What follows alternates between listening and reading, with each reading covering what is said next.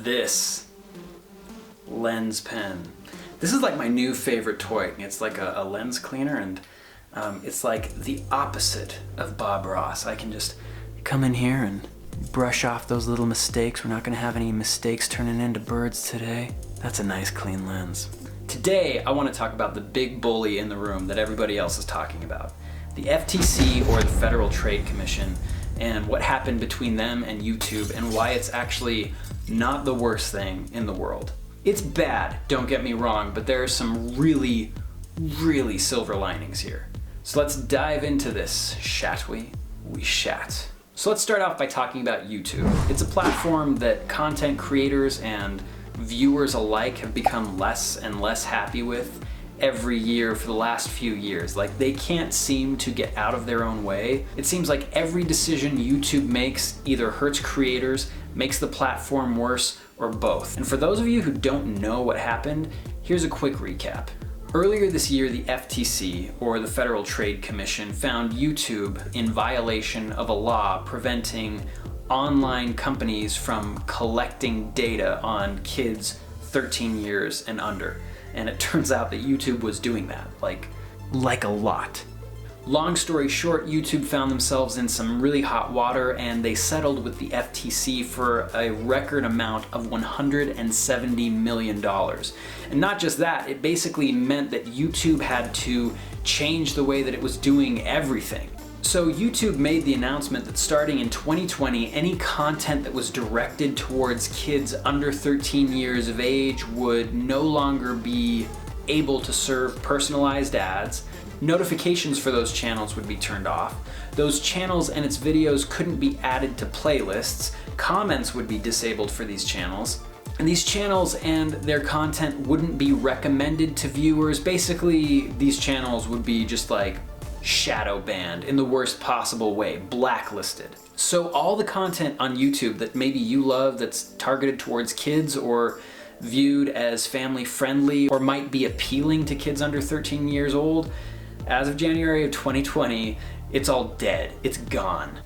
And any creators trying to get around this, trying to like skirt this regulation, can be fined up to $43,000 per video by the FTC. So yeah, like all the shows that your kids like to watch, Blippi, Steve and Maggie, Ryan's Toy Review, Baby Einstein, a lot of your favorite family vloggers and family content, it's basically gone.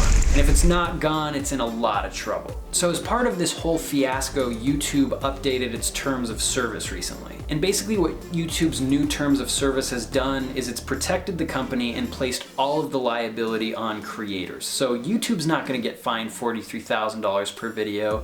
It's you, the person who's uploading content to the platform. It sucks to be you. You're the one that has to comply with COPPA, which is the Children's Online Privacy Protection Act, which is this super old law from the 90s, and that's what this whole thing is over. That's what YouTube was caught violating, and that's what creators are now on the hook for. And as far as content creation goes, like if you're even remotely in this space that could be considered targeted towards a younger audience, it feels like the end of the world for people that are on the platform. Channels like Daryl Eves have even suggested that millions of creators are going to be affected by this. Like potentially millions of channels are going to be wiped off the platform. Because in the new terms of service that YouTube released, they also said that they reserve the right to just completely eliminate any videos or channels entirely that they deem as commercially unviable, and everything targeted towards kids is no longer commercially viable. And all of that stuff is taking up server space at YouTube and costing them money. So if they can't make money off of it, they're just gonna axe it. So yeah, but a bunch of people might be wiped off the platform, and I'm getting to the good part because all of this is, it's really bad so far. Because with everybody just freaking out, which they should be, this is all really serious, there are a few things that are positive within all of this that not very many people are talking about. Over the last few years, YouTube has made billions of dollars on ad revenue on videos that have been targeted towards a younger audience. There are some calculations that suggest that YouTube's biggest revenue source has been this kids content. So Now it's not just creators that are scrambling and worrying about where the next paycheck is coming from, it's YouTube, the platform itself. Because as of January 1st, all of the revenue that they've been generating from this kids content, it's gonna go away. They know that, and they are scrambling to try to replace it. So their solution? Discontinue their previous demonetization rules. You might remember a few years ago there was this adpocalypse that happened, and basically what they said was, we don't want to run ads on anything that advertisers might want to shy away from. If you're like edgy in any way, you can't monetize. We're not gonna run ads on your channels. And so all the kids content and family vloggers and family-friendly content, it just blew up because people knew that YouTube wanted to work with advertisers that wanted to run ads on vanilla type content. And now all that content is going away. So now YouTube has got to monetize whatever they can. So it sounds like now if you've got views, you can monetize them. Even if you have edgier content. YouTube is letting everybody monetize because now YouTube is in this difficult position of not having the same pool of videos to run ads on that they previously did because their most watched category is going away. So it sounds like in terms of running advertising, any video is fair game. And why wouldn't it be? Because YouTube is in the business of making money. And now that their biggest money maker, which is kids content, just got drugged behind the shed and axed, thanks FTC for that, YouTube has to make up the difference somehow in terms of getting more advertising revenue coming through their platform. So why is all of this really great? Like I said in my title, it's not really all great, at least not for channels that are really big right now, channels that have built their fortunes and business models off of creating kids content, which a lot of it is really, really good. It's valuable and it's sad that it's going away. Especially some of these family-friendly creators and vloggers that have created content that the whole family can enjoy, they're in jeopardy now. They're probably gonna disappear as well. A lot of gaming channels, Lego channels, craft channels are in danger. Like, there's a lot of channels that are gonna be affected by this, probably a lot of channels that are gonna disappear forever. But all of this chaos on the platform creates opportunity. Chaos. A gaping pit waiting to swallow us all. Chaos isn't a pit. Chaos is a ladder. The shifting landscape of 2020 is going to create a huge amount of opportunity because unfortunately there's a lot of great channels out there that have created great content, but it falls into this iffy space and the FTC is going to come after them or YouTube is going to wipe their channel off, and that's going to create all of these monstrous vacuums of space that leave an area to be filled by new and different content creators. 2020 is going to be so full of opportunity, it's going to be insane. Even though a lot of these empty spaces that are going to be left are geared more towards kids content, YouTube is in a position where they need to replace all of that revenue. The way that their algorithm works and who their algorithm targets is going to change drastically.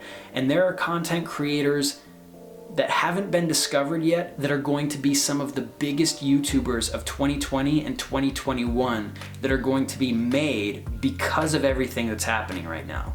So I'm not saying that this whole thing that happened with the FTC is great in general. I think that the COPPA rules are stupid. It's outdated, it should be gotten rid of, and it's really weird that YouTube, which generates billions and billions of dollars, who's owned by Google, it's strange to me that there aren't lobbyists that have gotten rid of this law. Like, isn't that one of the frustrating things about living in the United States is that the laws are made by politicians who are bought off by these big companies to pass laws that really don't benefit the little guys. And in this one situation where it's the little guy that's on the hook, like, where are all the lobbyists? So this whole situation, it does suck. It's not great in general, but what I am saying is the next 12 to 24 months on YouTube's platform are going to be some of the most disruptive that we've ever seen. YouTubers like you, maybe you're watching this and you've always wanted to start a channel, but you're not really sure if it's the right time and it's so saturated and how do you even get big? YouTubers just like you, or channels that have been around for a while that never would have seen the light of day otherwise, are gonna have a real shot at the big time, like legit. It's a great time to be starting a YouTube channel, especially if you're really aware of what's happening right now and the type of content that you need to stay away from. Because while in general for YouTubers, for content creators, and YouTube as a platform in general, the whole FTC debacle was a massive punch to the gut. But the silver lining here is that it's forced YouTube to backpedal all the way to the point where adpocalypse initially silenced a lot of channels. But now that's changing. More voices are going to be heard, more content that previously wasn't monetizable is going to be considered for monetization, and other creators that otherwise might never have seen the light of day, they're gonna have a real chance now. And that includes you, even if you haven't started your channel yet. Things are more Wild West than they have been in a really long time. And Wild West environments are where legends are born. I mean, that's the truth. It's always been that way, and this time is no different. So let me know what you think about all of this. Of course, everything that I just said is my own opinion. It's the way that I see things happening. I'm not saying that because all of this has happened, it's going to be easier in general, but there are definitely creators that are going to benefit from all of this happening. It's hard to know whether or not your channel is one of those channels or you're one of those creators who's gonna catch this wave in the right way and get really big, but I promise you it is going to happen. You're gonna see it over the next 12 to 24 months, guaranteed. But yeah, that's my opinion. I would love to hear yours. Comment below, give this video a thumbs up if you agree with my point of view here, and also comment if you'd like to hear my story and the channel that we started as a family kind of, and how that just got blown to pieces overnight, and what I've done to pivot from that. It was great to see your smiling face here. My name is Christopher Claflin. Don't get used to the beard. This was a no-shave November thing, and I'm gonna get rid of it pretty soon because it's like having a aardvark on my face. And just remember, whether it was their intention or not, the FTC didn't dig you a pit. They built you a ladder. See you next time. That is if you subscribe, so do that real fast. Actually, no, yeah, you really should subscribe. Like, please subscribe to this channel. I need it to be financially viable before YouTube takes me off. Please subscribe.